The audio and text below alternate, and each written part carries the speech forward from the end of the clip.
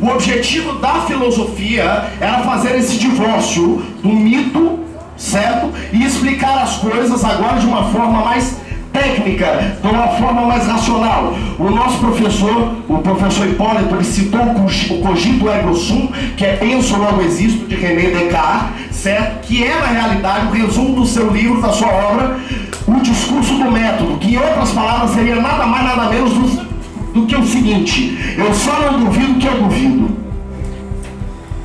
Pelo amor de Deus, o que quer dizer isso? Só não duvido que eu duvido. Ele é carregado dessa cultura grega, certo?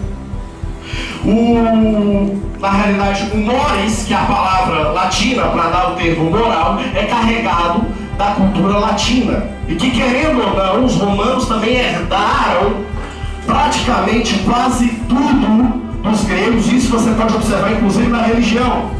Por exemplo, Zeus vai ter um nome diferente na religião romana. Então são os mesmos deuses, as mesmas características, nomes diferentes.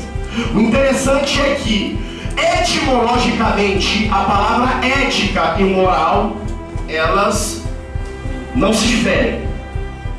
Mas onde é que está a real diferença? A real diferença é o que eu tenho em discurso e o que eu faço. A moral é aquilo que você faz quando ninguém está vendo. A moral é aquilo que você é um homem casado que está com a mulher do seu lado e ela vai buscar alguma coisa em outro lugar. Eu não vou pegar óleo. Ela não está aqui, aí passa aquela mulher que você fala: ei, Jesus, meu Deus, oh meu Deus do céu, Jesus, me ajuda. Pois é, essa é uma questão moral. O moral é quando ninguém me vê. O ético, na realidade, faz parte de toda uma construção da sociedade onde você está inserido. Por exemplo, não seria ético eu vir de sunga. Por exemplo, vou contar uma coisa aqui. O doutor Roberto passou lá no escritório. E eu sou um homem que, eu vou ser muito sincero, eu acordo tarde. Isso é antiético. Que se dane. Eu acordo tarde. Então o que foi que aconteceu? Dr. Roberto chegou lá no escritório, eu estava chegando de bermuda, de camiseta, com terno para subir no meu escritório para me trocar para vir para cá. Veja bem, se eu viesse de bermuda, e detalhe, sem chinelo e sem sapato, seria antiético. Seria completamente antiético.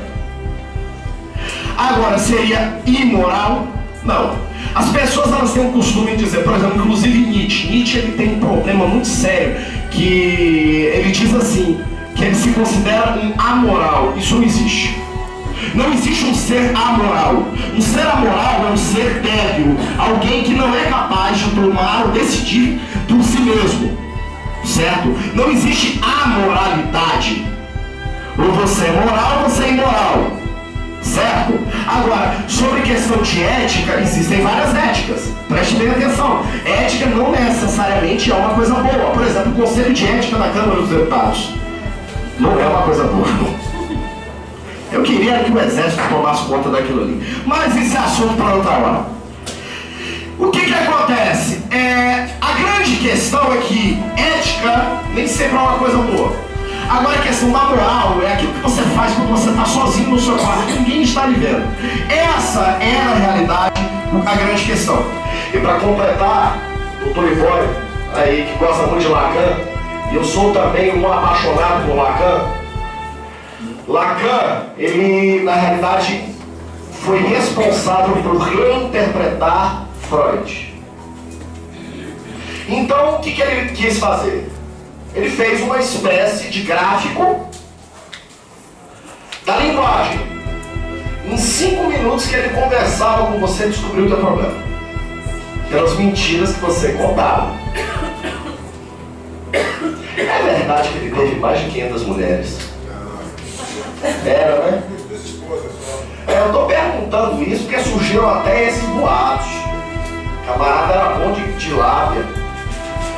E o negócio é o seguinte, Lacan, ele dizia que, contradizendo totalmente a neurolinguística, que... Vamos levantar porque todos levantaram, é antiético. Existe um significado e um significante. Isso a neurolinguística diz isso, tá? Preste atenção. Todo significado tem um significante. Obviamente, todo significante tem um significado. Lacan disse que esse pessoal não sabia de nada. O significado pode ser o significado, o significante, que é o significado, o significante, ou é o significante do significado do significado. Em outras palavras, nem eu, nem você, nem ninguém aqui nesta sala sabe exatamente o que está dizendo. Professor, o que nós estamos fazendo aqui? Boa pergunta, né? Ela existia com os egípcios e a ligação religiosa estava inclusa. Se você estudar a religião egípcia, você vai ver que os médicos egípcios faziam preces para os seus deuses, com o fim de também curar as mazelas. Havia os curandeiros e tudo isso. Então tudo que a gente tem hoje parte desse pressuposto, dessa concepção e cosmologia de mundo que se tinha naquele tempo. Ou seja, a tempestade, os trovões, os vulcões, é uma divindade. Depois, com o nascimento da mitologia grega, certo? Desculpe. Depois, com o nascimento da filosofia, há de se explicar os fenômenos que nos cercam, as coisas que acontecem, desassociadas dessa explicação mitológica. Inclusive existiu um grande teólogo chamado Rudolf Bultmann, que utilizou do existencialismo de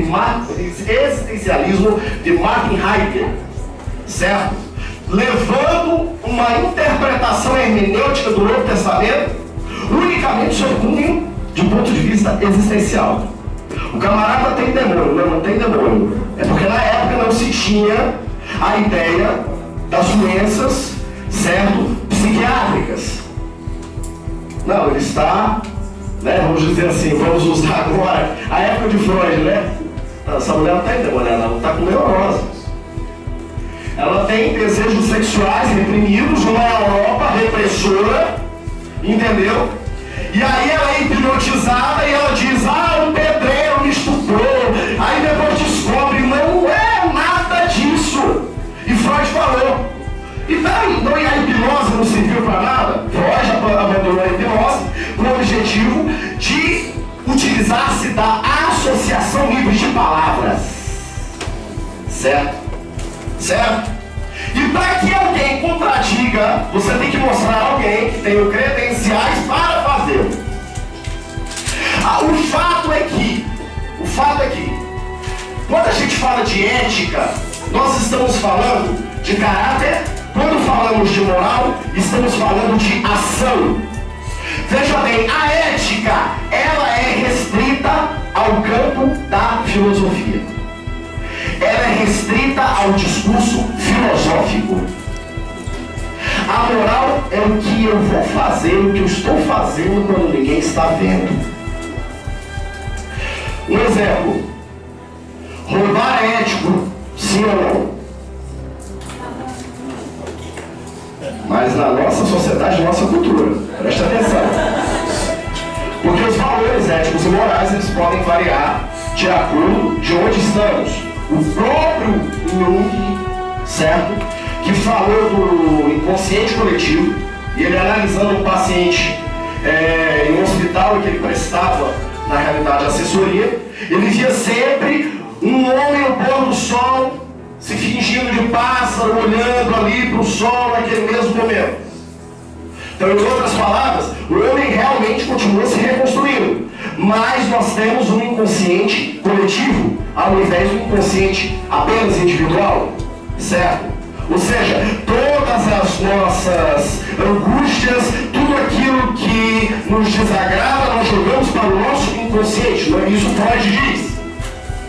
Mas nós temos um inconsciente coletivo, em que emergem aspectos, os arquétipos desse inconsciente coletivo, e que te fazem pensar assim: me sinto uma princesa, me sinto uma bruxa, o meu chefe é um carrasco. Então essas coisas, as histórias infantis, certo?